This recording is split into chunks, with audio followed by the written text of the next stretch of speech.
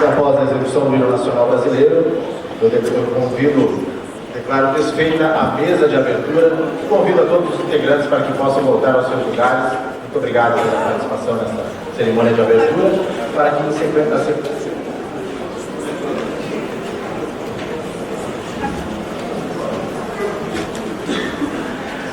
convidamos o senhor Fábio Dutra para falar mais uma vez, que já falou no começo.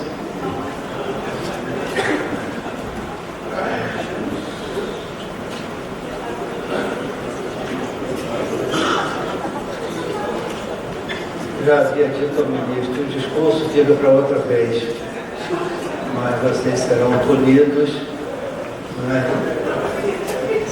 Principalmente vocês, governador Maldonado, queridos colegas, queridos amigos, convidados, parceiros, participantes deste encontro especial. Vou chegar aqui mais próximo, porque não há uma luz suficiente e eu tenho glaucoma e eu poderia ter impresso aqui com mais vivacidade. Mas ser desembargador já traz em si um certo, digamos assim, vocês sabem bem. Hoje eu me sinto como orador de uma turma, uma formatura de graduação, que relata as dificuldades pelas quais passou até chegar o dia que ele confessa ser o mais importante da sua vida no plano acadêmico. E ao invés de somente relatar as agruras que a jornada lhe confiou, ele fala dos sonhos que povoam o seu imaginário e dos pensamentos sobre um futuro bem melhor, com mais justiça, segurança e paz. Aqueles que ainda são capazes de sonhar sabem que conseguem mudar o mundo em uma semana. Mesmo depois de terem percorrido longos anos de sua vida, acumulando experiências em décadas na magistratura, os magistrados de segundo grau sonham e dividem os seus sonhos com aqueles que também têm ideais e acreditam em um judiciário melhor. Sua definição de um conhecedor da realidade forense: o desembargador é um juiz velho. E mesmo aqueles recém-promovidos ou escolhidos pelo critério do 5º Constitucional trazem sobre os seus ombros a responsabilidade por decidir questões que podem afetar milhares de pessoas nos tribunais estaduais, federais ou do trabalho. E não fogem dessa responsabilidade, se sentem inseridos na sociedade da qual são parte. Mas o velho não teme a idade, mas o juízo que se faz dela. Se vivemos num momento politicamente correto, em que o juiz velho é chamado de idoso, pela corrosão do sentido da primeira palavra, nem por isso nos devem abalar nossa convicção de que nessa fase da vida estamos mais preparados para decidir com segurança e aplicar o melhor direito nos conflitos que nos são apresentados. Às vezes, o caminhar vacilante de um homem não corresponde tão somente à diminuição de sua força e vigor físicos, mas à certeza de que cada decisão necessita de profundas reflexões que são consolidadas após um processo de maturação e elucubração demorados. A concretização da justiça, para a qual contribuem os serventuários, advogados, membros do Ministério Público e da magistratura e todos os auxiliares que integram a cadeia jurisdicional, exige cuidados especiais para que a sanidade mental e física não se comprometa. Os desembargadores precisam de uma remuneração compatível com a sua responsabilidade. Precisam de assessores suficientes, preparados e bem remunerados. Precisam de pesquisadores que garantam as ferramentas seguras para que o direito aplicado seja sempre atual. Vivemos agora o vestibular da chamada inteligência artificial. Os desembargadores aposentados, quanto mais idosos forem, precisam da garantia da paridade da remuneração com os valores percebidos por aqueles que estão na ativa. Nessa fase da vida, são maiores as necessidades de remédios, dos serviços médicos, da fisioterapia, dos laboratórios e etc. E a aposentadoria muitas vezes é o prenúncio da morte, não sendo raros os casos dos que sucumbem nos primeiros anos de sua saída da ativa. É compromisso da diretoria da ANDES, e temos feito isso com muito afinco, trabalhar em conjunto com as demais entidades de classe co-irmãs, naquilo que não for, evidentemente, compatível com os interesses exclusivos da magistratura de segundo grau.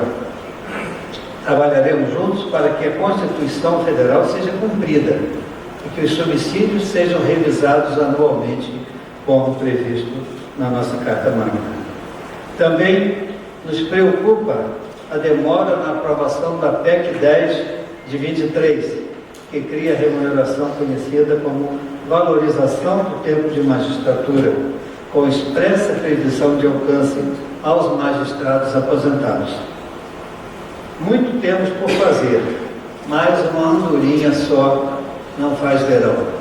E eu já fico feliz porque eu estou vendo muitas andorinhas aqui, que nós teremos um verão bastante faustoso, bastante propício. Precisamos da participação de todos os magistrados brasileiros, principalmente de todos os desembargadores, de todos os estados e de todas as instituições. A ANDES reúne magistrados dos tribunais estaduais, dos tribunais regionais federais e dos tribunais regionais do trabalho. A presença nas nossas reuniões semanais, os contatos pessoais com os parlamentares de cada estado, o estímulo e a motivação dos colegas a se juntarem a nós, a divulgação dos nossos eventos, a importância e o alcance dos nossos projetos, cada dia, cada ideia, cada sugestão são importantes. Além deste congresso, estamos planejando realizar o primeiro FENACAM, primeiro Festival Nacional da Canção da Magistratura. Então, se vocês cantam, se vocês tangem o instrumento, prepare-se que em outubro estaremos no Rio de Janeiro no nosso primeiro festival. Se vocês conhecem colegas que são cantores ou instrumentistas ou compositores, também, por favor, divulguem a ideia para que eles participem conosco deste encontro que será marcante. Também estaremos realizando uma pesquisa nacional através da FAPERJ e já há uma comissão nomeada para tornar isso efetivo. Então, nosso desembargador Fernandinho, nosso desembargador Vitor Marcelo tem feito reuniões constantes com a diretoria, já está em processo de licitação do projeto para que nós saibamos o que os desembargadores querem, para que nós trabalhemos ainda com mais convergência com as ideias, com o pensamento dos nossos magistrados. Também vamos criar uma escola nacional de desembargadores. Então, já temos um projeto político-institucional preparado, temos trabalhado nessa realização. E ainda há outros pontos que nós iremos anunciar paulatinamente e nós queremos que todos vocês tragam ideias, como dito, e participem desses encontros. Essas parcerias, né, que nós temos também com pessoas que são de fora da magistratura, mas que entendem as nossas necessidades e se sentem parceiros nossos, são muito especiais. Por isso, agora eu já gostaria também de fazer agradecimento à CNS Saúde, na pessoa do Dr. Pablo Menezes, a Transpetro, na pessoa do Dr. Tomás Braga Arantes, a Abratec, na pessoa do Dr. Caio Morel, a Matuque de Carvalho Advogados, nas pessoas dos doutores Júlio e Murilo Matuque, a PICO, na pessoa da doutora Mônica Trindade, a ANFAC, na pessoa do Dr. José Luiz Dias da Silva, a SWOT Global, na pessoa do Dr. Marcelo Guimarães, a 7 Pilares, na pessoa da doutora Ana Carolina Miranda. A diretoria da ANFAC se reúne todas as segundas-feiras, começando a semana já animados às 11 horas da manhã, e as nossas reuniões de diretoria são abertas a todos os magistrados desembargadores. Aposentados ou da ativa, nós gostaríamos que vocês estivessem conosco.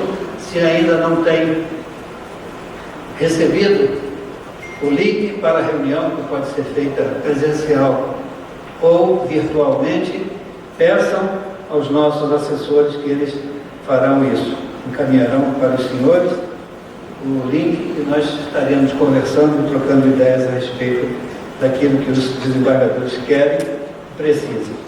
Nossa equipe de trabalho está atenta a receber os pedidos dos senhores e aquilo que for possível estaremos atendendo. Então, esse é o nosso congresso. Seja bem-vindo.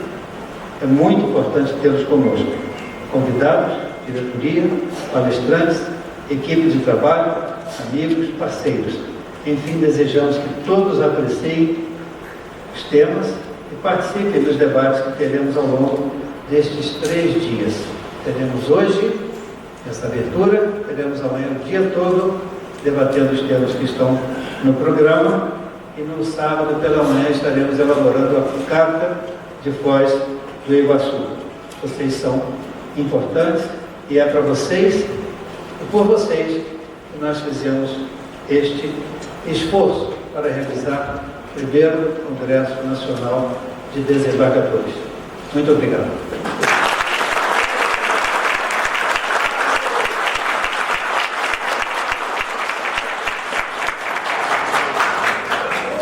Muito obrigado, desembargador Flávio Dutra, no seu discurso de abertura. Passaremos agora à formação da mesa de conferência magna de abertura. Para isso, convidamos o desembargador Vitor Marcelo Rodrigues, do Tribunal de Justiça do Estado do Rio de Janeiro, para presidir a mesa.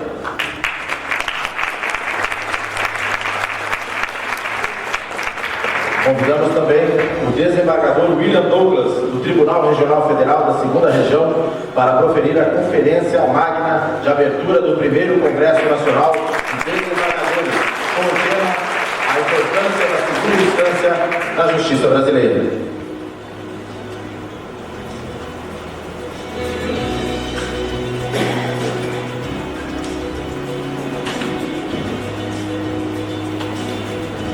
Palavra de vocês.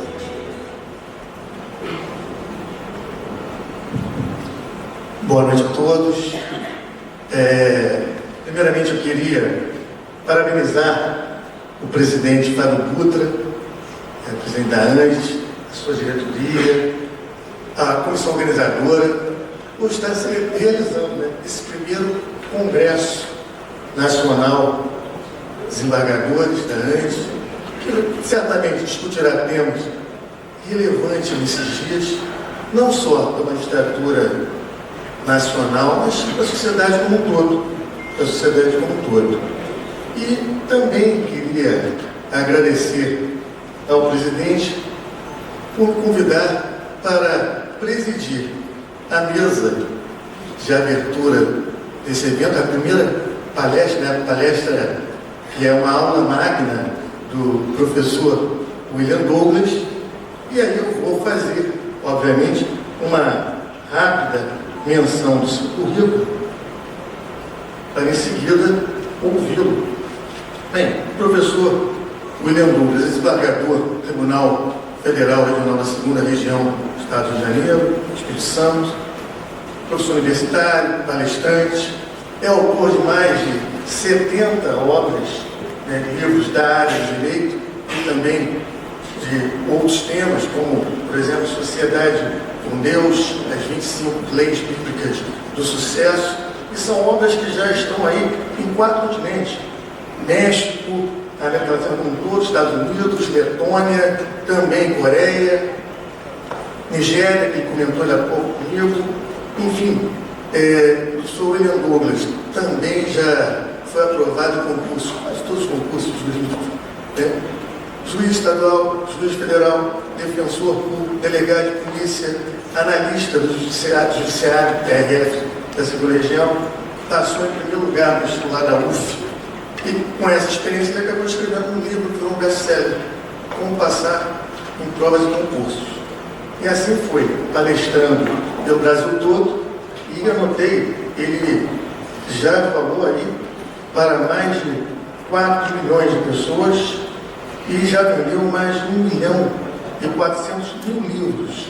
Então, é uma honra recebê-lo para falar no nosso congresso, e eu queria pedir vênia para quebrar o protocolo. Quebrar o protocolo para parabenizar, ainda que com atraso no dia, o desembargador William Douglas, que foi aniversário dele ontem, né?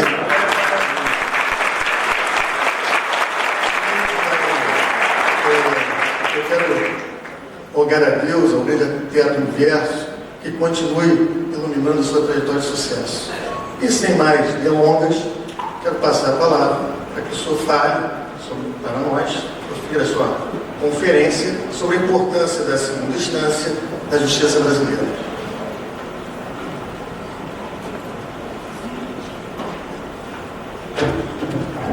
Senhoras e senhores, meus amigos, meus colegas, meu presidente, doutor Fábio Dutra, doutor Marcelo, eu estou extremamente feliz de estar participando de um evento histórico, o primeiro encontro de desembargadores, também encontro da ANDES. Tenho certeza que é o começo de uma tradição, estamos vendo nascer uma tradição, algo importante. Quero parabenizar a organização do evento, parabenizar a todos que estão tornando esse evento possível. Agradecer aí os votos de feliz aniversário, chegaram a tempo, e dizer de alguns constrangimentos. O primeiro é que presentes aqui estão vários dos meus professores, várias pessoas que me inspiram como magistrado. Então, eu só considero o magna da conferência magna só porque ela é uma questão de ordem cronológica e não em razão de quem está falando. Também fiquei constrangido e angustiado por conta do tema, a importância da segunda instância na justiça brasileira. Então, quando se fala em conferência, em aula magna, não existe como dar aula, é muito desafiador dar aula para quem já conhece o assunto, tanto ou mais do que aquele que ousa falar sobre o tal assunto. Então, não faz sentido se falar da importância da segunda instância na justiça brasileira para um auditório como esse. Talvez, em alguns lugares, em Brasília, a maior parte deles, nas academias, fosse importante a gente ter essa fala, mas não para os senhores. E aí, refletindo sobre isso, sobre a dificuldade de um tema que, por esse motivo, se tornou difícil, ele se tornou difícil pelo quanto ele é óbvio. Pelo quanto ele desculpe o termo mais comum, pelo quanto ele é batido. Ele ficou difícil porque é um assunto já de pleno domínio dos senhores e só facilitado pela fala do presidente, que já falou bastante sobre coisas das mais relevantes sobre o tema, mas até isso me tirou a oportunidade de falar. Veja, eu acho que nesse tema a gente tem um enigma. Há uma esfinge, falando como toda esfinge, decifra-me ou eu vou te devorar. Se nós não decifrarmos o enigma desse título, talvez a importância da segunda instância do próprio judiciário possam vir a ser devorados, como querem muitos. Margaret Thatcher disse que ser líder é como ser uma dama. Se você precisa dizer que então não é. ser poderoso ou ser importante é como ser uma dama. Se você precisa dizer que é, então você não é. E essa fala da Margaret Thatcher me causou uma preocupação de eu ter que falar sobre esse tema. Se a gente tem que falar, nós temos um problema. Se a gente tem que falar sobre a importância do Poder Judiciário, então parece que, não nós, mas alguns não acham que nós não somos importantes.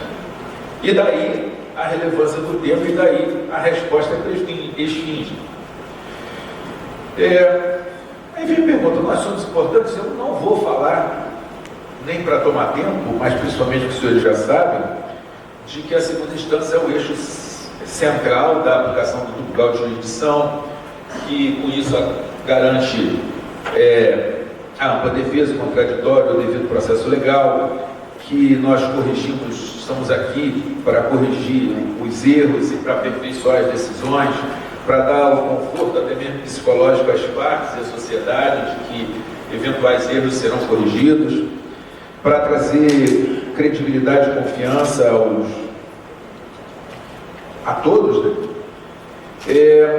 Todos também já foi mencionado aqui mais de uma vez que a análise dos fatos termina na segunda instância e a gente aprende no banco escolar, narra de facto da última juiz, então sem fato não tem direito. Ato jurisdicional se existe diante de fatos. Se a gente não estiver falando de fatos, a gente está fazendo divagação, filosofia ou qualquer outra coisa. Então, ao final do dia, a verdade é que a segunda instância é o Supremo Tribunal dos Fatos. O Supremo Tribunal dos Fatos é a segunda instância. Fatos estes que, depois de definidos na segunda instância, poderiam ser discutidos, o direito se lhes aplica nos tribunais superiores. Também somos um freio para várias das patologias do sistema, como a correção do erro involuntário do magistrado, que às vezes, entusiasmado com a sua missão, exagera, às vezes, com aquele entusiasmo, com aquela vontade que é natural nos operadores jurídicos de consertar o mundo, acaba invadindo a seara de outro poder ou de outra divindade. Também a correção de exageros, de eventuais arbítrios, etc. Todo mundo sabe que são os juízes mais experientes, escolhidos ou entre os mais antigos, ou entre os de maior mérito na primeira instância, ou aqueles que têm uma melhor um histórico, né, no Ministério Público e na advocacia, e a magistratura tem o privilégio de ir lá e colher alguns para ajudar na missão do tribunal. É uma decisão colegiada, o que também aumenta a segurança de que se vai achar a melhor solução. Nós precisamos ser fonte de inspiração, apoio para a primeira instância. Uma primeira instância que merece mais atenção, porque afinal de contas são os magistrados que estão ali na linha de frente, que estão diante das pessoas que surtam, das pessoas que sangram, e não tem, como nós, mais tempo de experiência. Enfim, nós somos herdeiros de uma tradição jurisprudencial rica e diversificada, mas temos uma responsabilidade de construir o futuro preservando as decisões que ainda estão consonantes com os novos tempos, mas também tendo a capacidade de ir atualizando e mudando. E, apesar disso tudo, que os senhores já sabem, cá estamos a falar da importância da segunda instância para o Poder Judiciário. O que isso revela? Que podemos ser importantes, mas algumas pessoas não estão percebendo isso e algumas pessoas estão questionando isso. Parte disso é consequência dos tempos estranhos em que vivemos, onde todo o óbvio está sendo posto em xeque, as instituições todas estão em xeque, a Constituição Federal, o artigo 5º, que nós não deveríamos ter nenhuma dúvida da sua importância, mas cada dia mais se discute liberdade religiosa, liberdade de expressão. Nós estamos vivendo essa semana uma discussão muito grande na sociedade, quais são os limites do humor. Então, quando até o humor é posto em xeque, e eu não estou aqui estabelecendo nenhum juízo de valor, só estou dizendo assim, até isso está em xeque. A gente discute os poderes, a autoridade, a democracia, e não tem como o judiciário ficar fora dessa situação. Nós enfrentamos uma desconfiança da sociedade, revelada em todas as pesquisas, que falta temos menos do que gostaríamos a confiança da sociedade, e isso é preocupante porque, embora nós não dependamos do voto, e isso é bom, porque nos dá independência, nós também não podemos esquecer que nós temos satisfações a dar e que se o poder ele se distancia por demais daqueles que são o povo, isso vai dar problema lá na frente. Isso não se sustenta na linha do tempo. Todos nós sabemos que não temos recebido com a frequência devida a atenção dos tribunais superiores e dos demais poderes. Todos nós sabemos que várias vezes são negadas condições e meios para a gente fazer um trabalho melhor. Nós sabemos que os tribunais superiores têm praticado supressão de instância, e isso é uma coisa bastante grave, porque isso desequilibra o sistema. Então a supressão de instância é algo a ser corrigido. E nós sabemos que a magistratura tem sofrido uma perda de quadros bastante sensível, e além da evasão visível, existe a evasão invisível, que são aqueles candidatos em concursos públicos que estão deixando de se interessar pela magistratura e indo para outros concursos, o que mostra que a carreira já não é mais tão interessante quanto já foi um dia.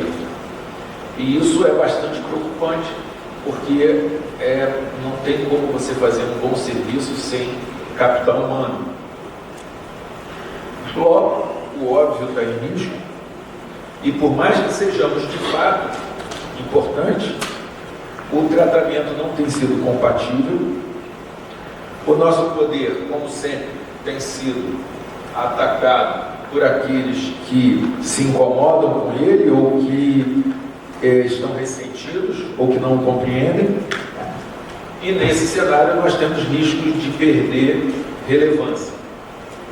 Nós temos problemas com a mídia, que em geral tem má vontade com os magistrados, com a sociedade, que costumeiramente tem dificuldade de entender a nossa missão, com a OAB, que é uma aliada para buscar justiça, é indispensável a produção de justiça, mas que naturalmente algumas vezes os interesses da OAB são diferentes dos interesses da magistratura, e acaba vindo algum embate, e isso é bom, porque depois do embate vai nascer uma solução negociada, uma solução pensada. A dificuldade com as partes, que quando perdem, não raro entendem que a culpa é nossa, e quando vencem, não raro reclamam que nós demoramos demais em entregar aquilo que elas queriam. Nós temos tido dificuldade com os demais poderes, e, já disse, com os tribunais superiores e com o CNJ, que tem uma função importantíssima, mas que, mais uma vez, cada um cuidando das suas missões, vai haver algum ponto de atrito, vai haver algum ponto de discordância, e nós precisamos aprender a lidar com isso. No entanto, de todos os problemas que eu estou listando, os que eu considero os mais preocupantes em relação à importância da segunda instância são os nossos problemas internos. Jesus Cristo disse que toda casa dividida contra si mesmo não prevalecerá, que a casa que se divide contra si mesmo, ela está condenada à ruína. E o mesmo Jesus Cristo disse que antes de nós olharmos, tentarmos tirar o cisco no olho do próximo ou do vizinho, nós precisamos tirar a trave que está nos nossos próprios olhos. Então, numa reunião dessa, mais do que indicar aqueles que não estão nos tratando segundo a nossa importância, acho que vale nós mesmos nos indagarmos até que ponto a nossa importância tem sido posta em xeque por conta dos ciscos que nós temos nos nossos próprios olhos. E esse evento é relevante porque estamos reunidos para falar daquilo que tem que ser consertado. Não estamos omissos, não estamos silentes, estamos preocupados, estamos nos movendo, tanto que estamos fazendo o primeiro Encontro Nacional de Desembargadores. E todas as ocasiões em que nós nos reunimos é uma ocasião oportuna para cuidar das nossas dificuldades e das nossas falhas. E eu vejo, como já foi dito aqui, a ANDES não como um problema, não como uma litigante, mas sim como uma força a mais. Não veio para dividir, mas para somar. E assim como nos processos judiciais, a experiência dos juízes mais antigos e daqueles que vêm pelo quinto e que depois de toda a experiência no Ministério Público ou na advocacia passam a ter a compreensão do outro lado da mesa, essa mesma experiência que ajuda nos processos, eu acredito que também possa ajudar no processo político. Então faz todo sentido que, assim como temos tribunais de segunda instância, temos uma associação de segunda instância que traga a experiência, a paciência e a sabedoria que às vezes é o caminho para as soluções. E se vamos falar dos nossos ciscos, e precisamos falar deles, às vezes os tribunais erram quando perdem o foco na sua missão principal, que é prestar a jurisdição e administrar o poder de uma forma séria, profissional e econômica. Às vezes, e isso não é um erro que só os tribunais cometem, é um erro comum no serviço público, as pessoas, os órgãos, os grupos se esquecem que nós estamos a serviço de outras pessoas e não de nós mesmos. Às vezes, nós nos desconectamos da realidade social do nosso país, porque enquanto nós temos palácios de justiça, 60% da população brasileira vive com menos de um salário mínimo, com menos de R$ 1.500. 31% vive de 1 a 3 salários mínimos, ou seja, 91% de todos os brasileiros vivem com menos de R$ 4.500 por mês. Então, por mais que a gente saiba todas as nossas dificuldades, também é assunto já de domínio de todos, a gente não pode esquecer que nós estamos lidando com uma população comparado conosco, quase miseráveis.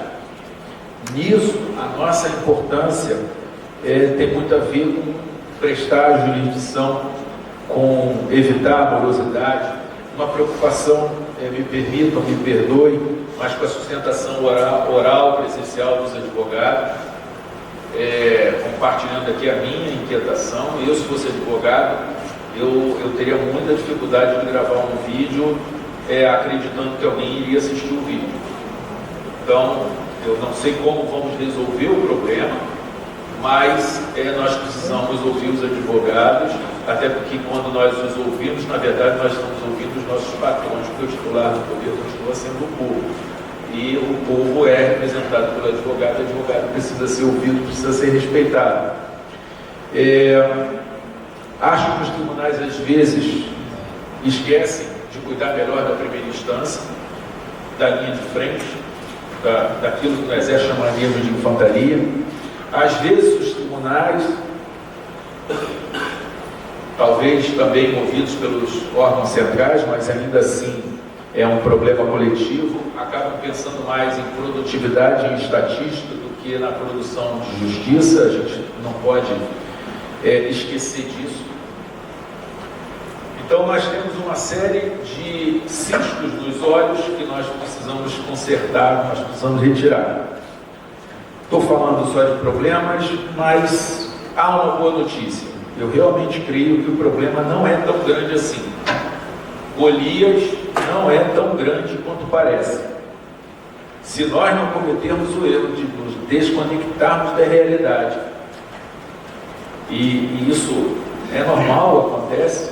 Então, meu pai caminhava 10 quilômetros a pé para ir para a escola e 10 quilômetros para voltar. Porque ele fez isso, eu tive a oportunidade de andar de ônibus. Hoje, meus filhos andam de carro.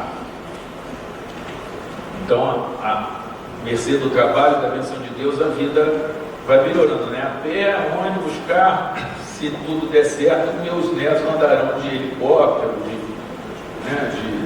disco voador ou que é carro voador, o que seja.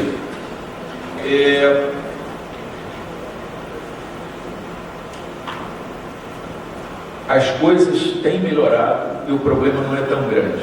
Deixa eu voltar aqui ao tema. Nós, senhores, temos muitas ferramentas.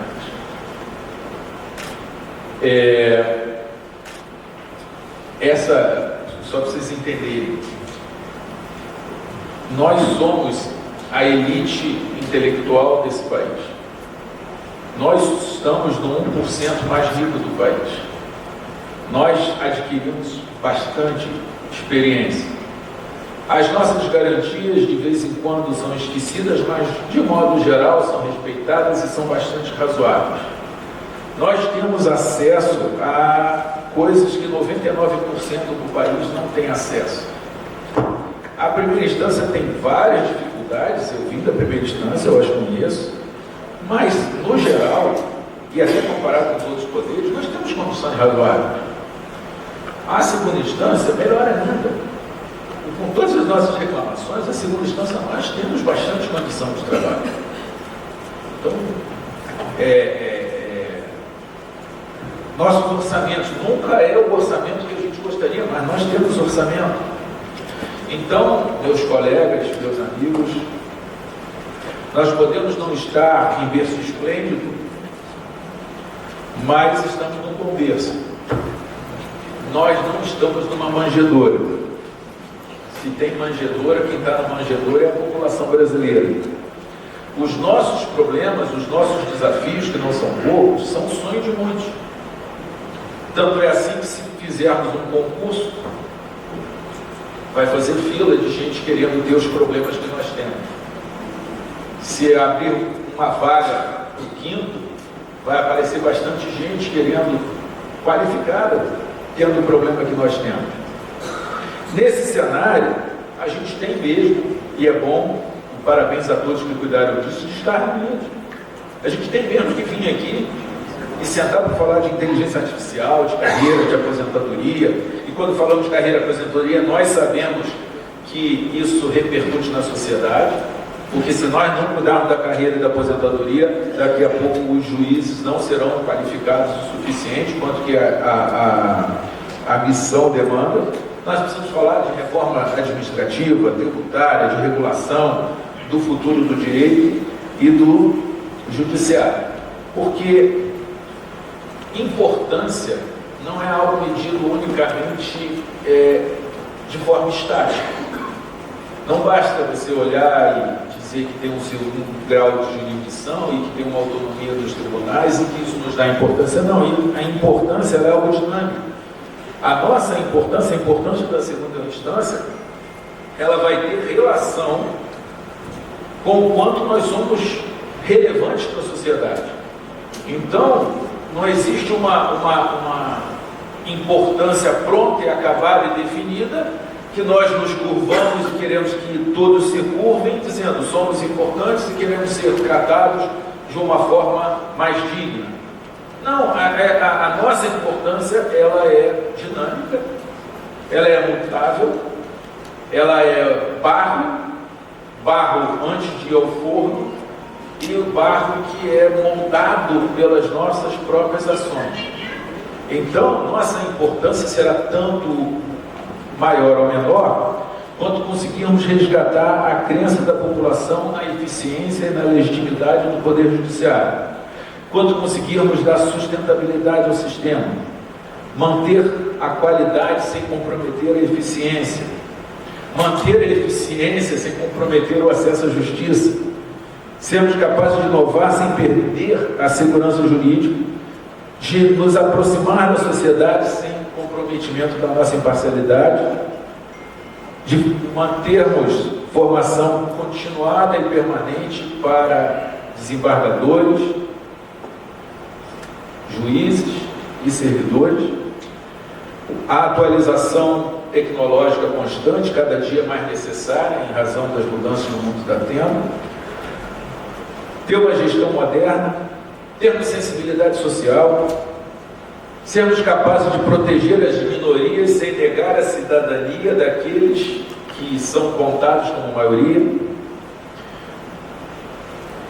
termos diálogo institucional com os tribunais superiores, com o CNJ, com os demais poderes, com a sociedade civil, com a mídia e com a academia, aprender a gerir melhor os nossos recursos, aprender a cuidar dos nossos servidores, a ajudar a primeira instância, a inspirar a primeira instância, a sermos vistos como aliados e não como algozes da primeira instância, a ouvir a sociedade dos advogados, por mais que isso cause algum incômodo, ser exemplo para os demais poderes. E nesse ponto vale dizer que, em relação a como lidar com aqueles que erram, com aqueles que fraquejam, o judiciário tem sido muito mais eficiente que os demais poderes.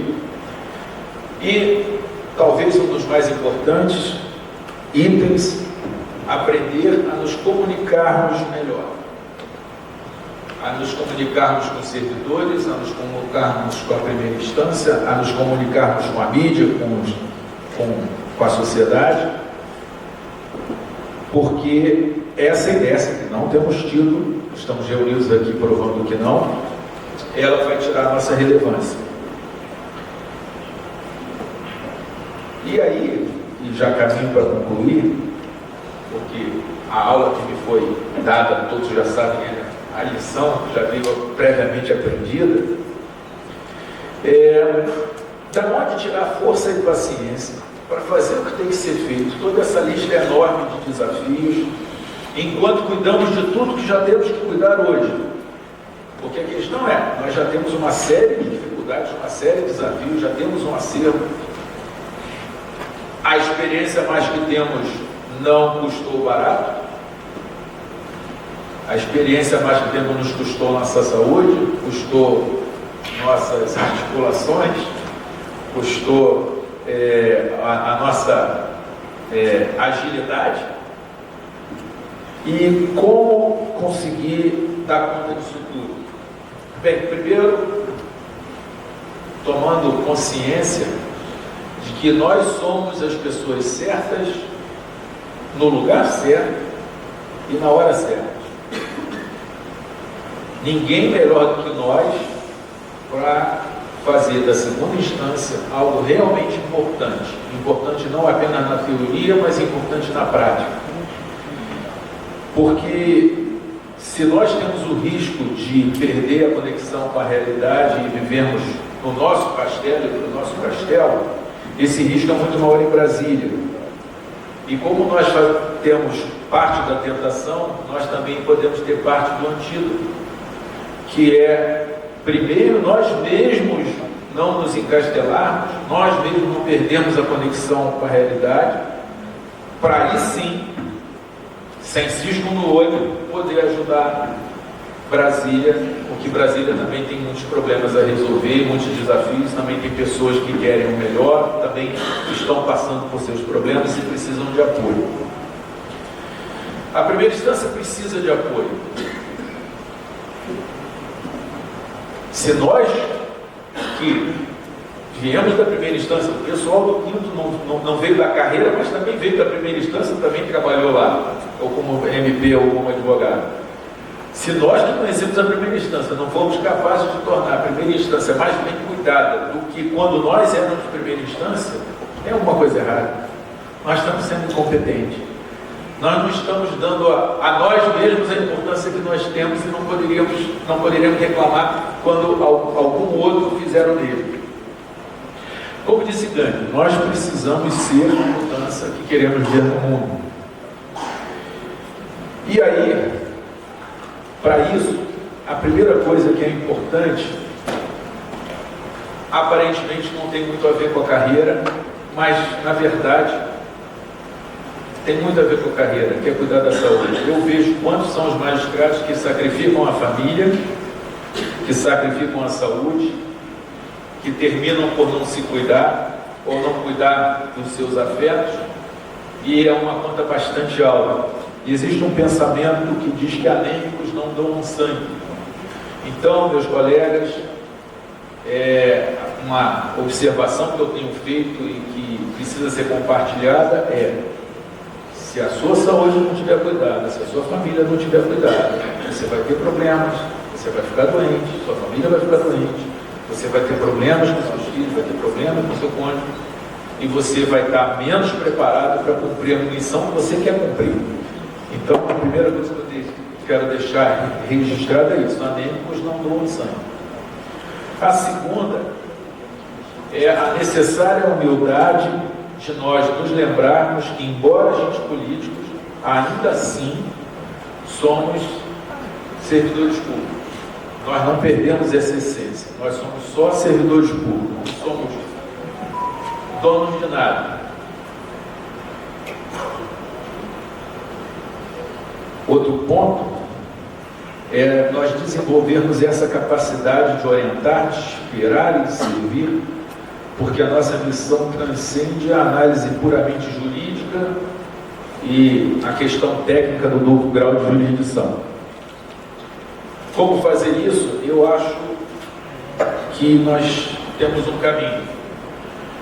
Somar a essa nossa experiência a inocência, a garra e o espírito que tínhamos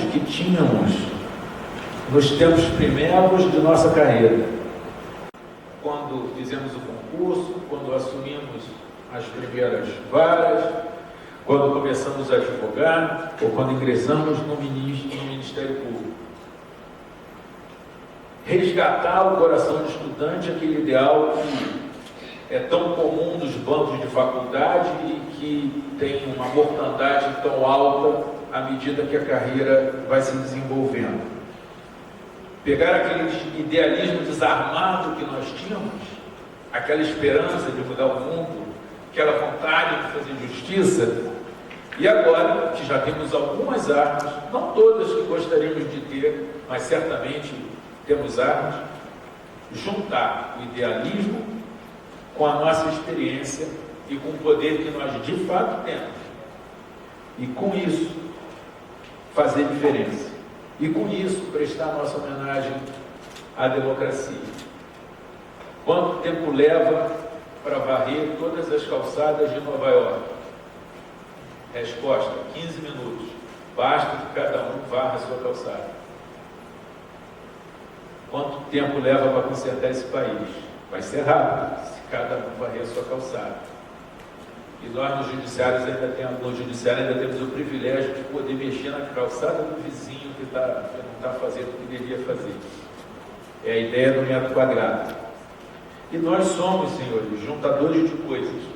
Nós juntamos o direito ao fato, nós podemos juntar Brasília ao sertão, Brasília à favela, nós podemos juntar o Supremo, os tribunais superiores à primeira instância, lembrando a ambos que o outro lado existe, porque de fato a nossa posição intermediária nos dá o privilégio de ver melhor os dois lados, in medio est virtus, já dizia o latim. Nós temos canal de comunicação, nós temos interface com os dois lados.